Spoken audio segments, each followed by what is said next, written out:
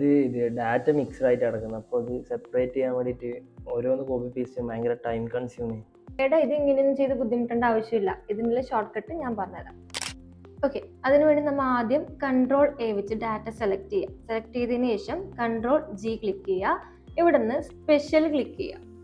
അതിൽ constants click ചെയ്തതിന് ശേഷം ഇവിടെ നമ്പേഴ്സ്, ടെക്സ്റ്റ്, ലോജിക്കൽസ്, എറേഴ്സ് ഇങ്ങനെയൊക്കെ എല്ലാ ഡീറ്റെയിൽസ് ഉണ്ടാവും. അതിൽ നമുക്ക് വേണ്ടത് ഏതാണോ, അപ്പോൾ ഇവിടെ നമ്പേഴ്സും ഉണ്ട് ടെക്സ്റ്റും ഉണ്ട്. ഓക്കെ, അപ്പോൾ നമ്പേഴ്സ് ആണ് വേണ്ടതെങ്കിൽ നമ്പേഴ്സ് ടിക്ക് ചെയ്യുക. ബാക്കി എല്ലാ ഡീറ്റെയിൽസും അൺടിക്ക് ചെയ്തിട്ട് ഓക്കെ കൊടുക്കുക. അപ്പോൾ ഈ ഡാറ്റ വന്നിട്ടുണ്ടാവും. അതിനെ കോപ്പി ചെയ്യുക. എവിടെയാണോ വേണ്ടത് അത് പേസ്റ്റ് ചെയ്താൽ മതി.